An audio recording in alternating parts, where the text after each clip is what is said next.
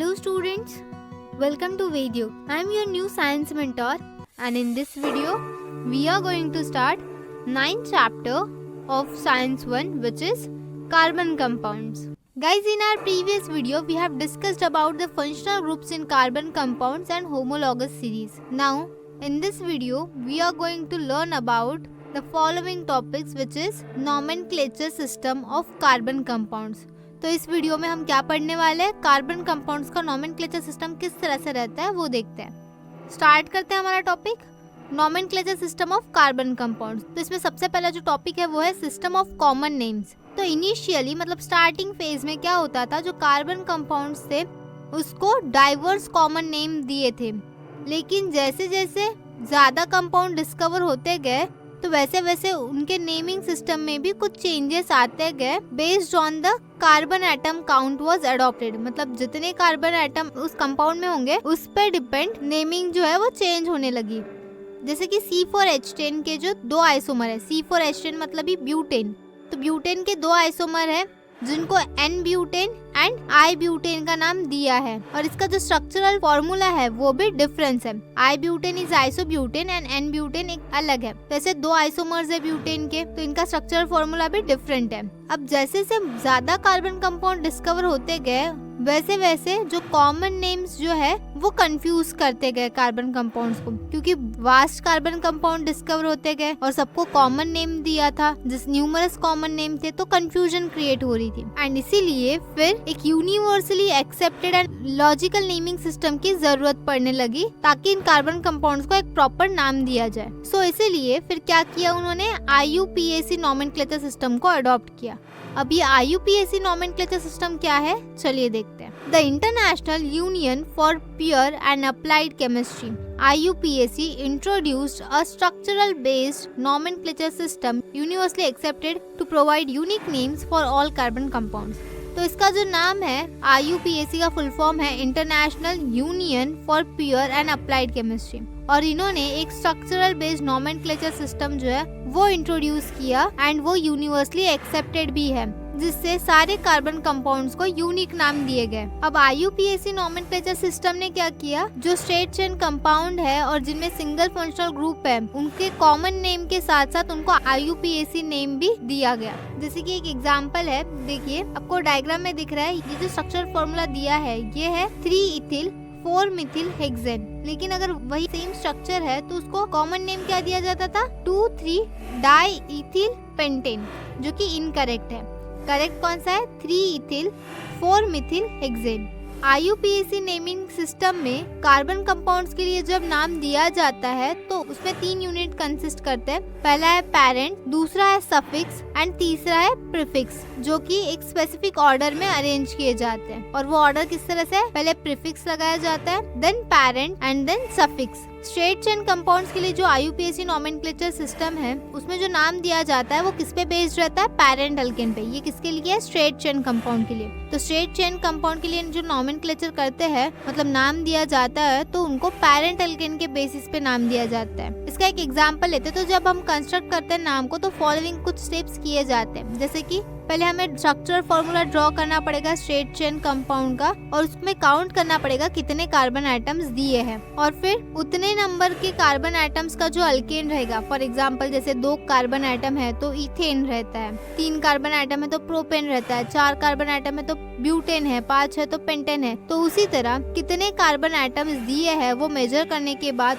उस carbon atom के number के अकॉर्डिंग जो अल्केन रहता है वो पेरेंट अल्केन हो जाएगा। फिर उस पेरेंट अल्केन का नाम हमें लिखना है। अगर कंपाउंड चेन में डबल बॉन्ड है तो जो पेरेंट नेम है उसको ANE के जगह हमें ENE से रिप्लेस करना पड़ेगा। मतलब अगर इथेन है तो जो इथेन के जो लास्ट में ANE लगा है वो रिप्लेस करना पड़ेगा हमें ENE से। क्यों, क्योंकि अगर वहाँ पे डबल बॉन्ड है तो, एंड इफ वहाँ पर ट्रिपल बॉन्ड है तो वो ANE किससे रिप्लेस हो जाएगा, YNE से। तो इस तरह से जो सफिक्स है वो चेंज हो जाएगा। अब स्ट्रेट चेन कंपाउंड का कुछ नोमेनक्लेचर दिया है आपको। जैसे अब सबसे पहला जो स्ट्रक्चरल फॉर्मूला है वो आपको दिया है CH3 CH2 CH3, ये सिंगल बॉन्डेड है। इसमें स्ट्रेट चेन में देखो कितने कार्बन आइटम्स है, 3 कार्बन आइटम है। तो 3 कार्बन मतलब पेरेंट अल्केन का नाम क्या हो गया, प्रोपेन। देन उसके बाद आपको सेकंड एग्जांपल है CH3 CH2OH। कार्बन आइटम की अगर हम स्ट्रेट चेन देखते तो कितने हैं, 2 कार्बन आइटम्स हैं। तो इसका पेरेंट नेम क्या हो गया, ईथेन।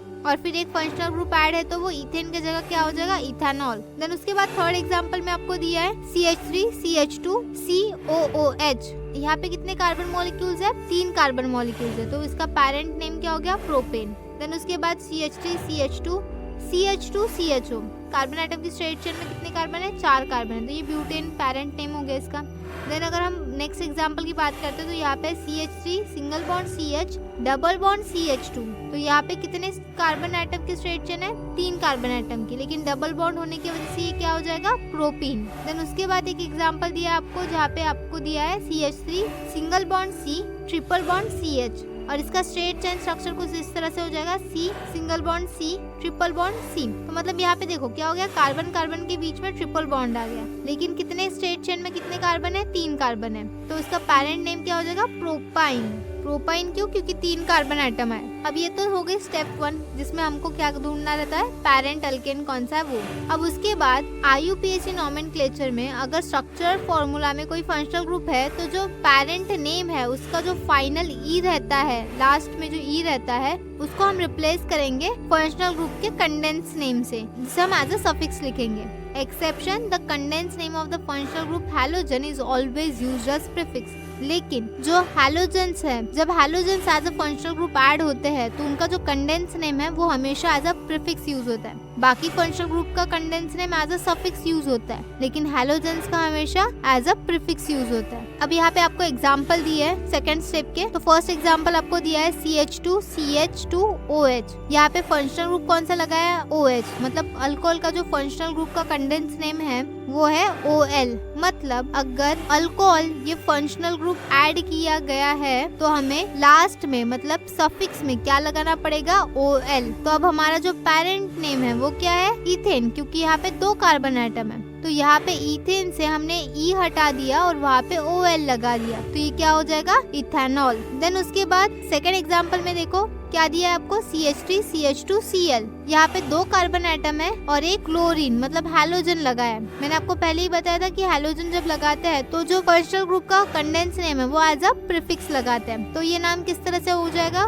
Cl लगाया मतलब क्लोरो, पेरेंट नेम है इथेन, तो पेरेंट सफिक्स होगा क्या, नहीं, प्रीफिक्स पेरेंट होगा। तो वो किस तरह से आ जाएगा नाम, क्लोरो इथेन। देन उसके बाद आपको नेक्स्ट एग्जाम्पल दिया है BrCH2CH3। यहाँ पर भी आपको हैलोजन ऐड किया गया है एज अ फंक्शनल ग्रुप। तो Br मतलब ब्रोमीन, जिसको हम ब्रोमो बोलते हैं, एंड इसका पेरेंट नेम है इथेन, तो इसका नाम क्या हो जाएगा, ब्रोमो इथेन। देन उसके बाद आपको एग्जांपल दिया है जिसमें जो आपको एग्जांपल दिया वो क्या है, CH3 CH2CHO। यहाँ पे CHO मतलब अल्डिहाइड ये फंक्शनल ग्रुप ऐड किया है। तो जब CHO ऐड करते हैं तो जो कंडेंस नेम है वो क्या लगाते हैं हम, AL। तो ई हटा के, जो कि पेरेंट नेम यहाँ पे 3 कार्बन है तो प्रोपेन हो गया। तो जब 3 कार्बन है, प्रोपेन है, तो प्रोपेन का जो लास्ट में ई है वो हम रिप्लेस कर देंगे किससे, AL से। तो क्या हो जाएगा नाम, प्रोपेनल। देन उसके बाद आपको दिया एग्जांपल CH3 COOH, जिसमें COOH ये फंक्शनल ग्रुप है कार्बोक्सिलिक एसिड का। अब जब carboxylic acid as a functional group use करते हैं तो इसका जो कंडेंस नेम है वो है OIC एसिड, ओइक एसिड जिसको बोलते हैं। तो यहाँ पे कार्बन कितने हैं, 2 कार्बन है, तो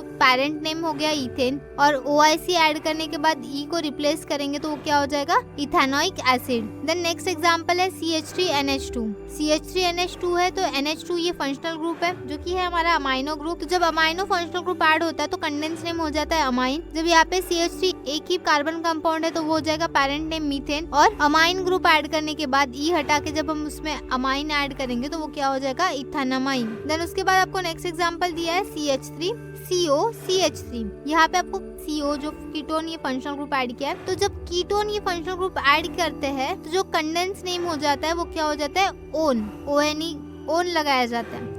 तो जो पेरेंट नेम है वो है प्रोपेन, क्योंकि 3 कार्बन एटम है, और इसका पेरेंट सफिक्स क्या हो जाएगा, प्रोपेनोन। क्या हो जाएगा, प्रोपेनोन। सो इस तरह से ये स्टेप 2 2 हो गई। देन स्टेप 3 क्या है, IUPAC नेमिंग सिस्टम में जब हम नंबरिंग कर रहे रहते हैं कार्बन एटम्स को एक स्ट्रेट चेन में या रिंग चेन में, तब क्या करना है, 1 एंड से नंबरिंग स्टार्ट करना है। और अगर CHO मतलब अल्डिहाइड या COOH मतलब कार्बोक्सिलिक फंक्शनल ग्रुप प्रेजेंट होगा तो हमें उस फंक्शनल ग्रुप के कार्बन एटम को 1 नंबर देना है इफ प्रेजेंट रहता है तो। इफ अगर फंक्शनल ग्रुप अब्सेंट है तो नंबरिंग इस डायरेक्शन में चूज करनी है हमें कि स्मॉलर नंबर जो है कार्बन एटम के वो as a functional group carry हो सके। इफ अगर CHO या COOH इस तरह के फंक्शनल ग्रुप अब्सेंट है तब हम क्या करेंगे, नंबरिंग इस डायरेक्शन से करेंगे कि जो स्मॉलर नंबर है कार्बन का वो क्या कैरी करे, फंक्शनल ग्रुप कैरी करे। तो जब हम फाइनल नेम लिखते हैं तब क्या करना है, हमें जो डिजिट है मतलब जो नंबर रहेगा, जिस भी नंबर पे फंक्शनल ग्रुप ऐड है वो नंबर और जो कैरेक्टर्स है उन्हें एक हॉरिजॉन्टल लाइन से सेपरेट करना है। तो अब इसका एग्जांपल देख रहे हैं, IUPAC नोमेनक्लेचर देख रहे हैं किस तरह से दिया है वीडियो में। सो फर्स्ट हमने जो स्ट्रक्चर फॉर्मूला लिया है वो है CH3CH CH3OH। तो जो नंबरिंग है कार्बन चेन में वो आप देखो किस तरह से 3 कार्बन है तो हमने C1 C2 C3 ऐसा नंबर दिए और OH जो है ये फंक्शनल ग्रुप कौन से एटम को लगाया है, सेकंड कार्बन एटम को अटैच है। अगर 3 कार्बन है तो हम लेफ्ट से स्टार्ट करें या राइट से नंबरिंग स्टार्ट करें, सेकंड इसको ही अटैच होगा OH तो ये इक्विवेलेंट नंबरिंग हो जाएगी। तो इसका IUPAC नेम क्या हो जाएगा कंपाउंड का, 3 कार्बन है तो प्रोपेन और E हटा के वहाँ पे अब सेकंड नंबर पे फंक्शनल ग्रुप ऐड है OH तो 2 और OL। इससे क्या पता चलता है कि प्रोपेन ये पैरेंट अल्केन है एंड सेकंड नंबर पे हाइड्रोक्सिल मतलब ही OH ग्रुप ऐड है। तो ये क्या हो गया इसका IUPAC नेम, प्रोपेन 2 ऑल। वैसे ही सेकंड एग्जांपल आपको दिया है CH3 CH2 CH2 CH CH3 Cl। यहाँ पे देखो पहले हम कार्बन चेन को सिलेक्ट करते हैं। तो कार्बन चेन को अगर हम सिलेक्ट कर रहे हैं उसको नंबरिंग कर रहे हैं तो देखो 2 पॉसिबिलिटीज दी है नंबरिंग की। अगर आप एक साइड से स्टार्ट करें फर्स्ट कार्बन एटम से तो क्लोरीन 4th नंबर पे आएगा, क्लोरीन 4th कार्बन को अटैच है। अगर हम सेकंड पॉसिबिलिटीज देखते हैं तो अगर इस डायरेक्शन से लेते हैं तो क्लोरीन सेकंड कार्बन एटम को अटैच होगा। तो हम यहाँ पे कौन सी पॉसिबिलिटी चूज करेंगे, सेकंड वाली, क्योंकि हमने क्या कहा था कि हमेशा फंक्शनल ग्रुप जो है वो lowest number of carbon atom को अटैच होना चाहिए। तो जो एक्सेप्टेबल नंबरिंग है वो सेकंड वाले होगा और इसका नाम क्या हो जाएगा, क्लोरीन सेकंड को अटैच है इसलिए 2 क्लोरोपेंटेन। देन उसके बाद आपको नेक्स्ट एग्जांपल दिया है CH3 CCH2 CH2 CH3O। अब यहाँ पे देखो तो यहाँ पे भी 2 पॉसिबिलिटीज है। अगर हम फर्स्ट पॉसिबिलिटी देखते हैं तो जहाँ पे कार्बन के सेकेंड मॉलिक्यूल को ऑक्सीजन अटैच है, फंक्शनल ग्रुप अटैच है जो कि कीटोनिक फंक्शनल ग्रुप है और सेकेंड पॉसिबिलिटी में 4th नंबर के कार्बन एटम को कीटोन ग्रुप अटैच है। तो हम कौन सा चूज करेंगे, ऑब्वियसली फर्स्ट वाला चूज करेंगे क्योंकि लोवेस्ट नंबर ऑफ कार्बन को कीटोन ग्रुप अटैच है तो इसीलिए हम फर्स्ट चूज करेंगे। एंड इसके अकॉर्डिंग अगर सेकंड कार्बन एटम को कीटोन ग्रुप अटैच है तो वो नाम क्या हो जाएगा, पेंटेन 2,1। क्या हो जाएगा, पेंटेन 2,1। समझा इतना? तो इस तरह से नोमेनक्लेचर सिस्टम वर्क करता है। देन ऐसे कंपाउंड जिनका कॉम्प्लेक्स स्ट्रक्चर रहता है, जिनमें ब्रांच एंड कार्बन रिंग्स या हेट्रोसाइकल्स रहते हैं, तो उसमें IUPAC नेमिंग प्रोसेस में कुछ एडिशनल स्टेप्स ऐड किए हैं जो कि हम एडवांस स्टैंडर्ड्स में पढ़ेंगे। एडिशनली ये जो कॉमन नेम्स है कार्बन कंपाउंड्स के, ये कभी कभी लेबोरेटरीज में यूज किए जाते हैं ताकि वो कंटिन्यू रहे प्रैक्टिस में। अदरवाइज जो कॉमन नेम है कार्बन कंपाउंड के वो यूज नहीं किए जाते। ठीक है, आई होप आपको इतना समझ गया होगा ये IUPAC नोमेनक्लेचर सिस्टम किस तरह से वर्क करता है एंड किस तरह से हमें कार्बन कंपाउंड्स को IUPAC नोमेनक्लेचर सिस्टम यूज करके नेमिंग करना है। So let's take a break here and हम मिलते हैं हमारे नेक्स्ट वीडियो में एक नए टॉपिक के साथ जो कि है chemical properties of carbon compounds. तो नेक्स्ट वीडियो में हम देखेंगे कार्बन कंपाउंड्स के केमिकल प्रॉपर्टीज। तब तक के लिए आप इस नोमेनक्लेचर सिस्टम को प्रैक्टिस करते रहिए। बहुत से एग्जाम्पल आपके टेक्स्ट बुक में दिए हैं, आप उसे रेफर कीजिए और कीप प्रैक्टिसिंग। सबसे मेन चीज यही है इस चैप्टर में कि आप प्रैक्टिस करते रहिए। सो मिलते हैं हमारे नेक्स्ट वीडियो में। Till then keep watching and keep learning guys. Bye bye.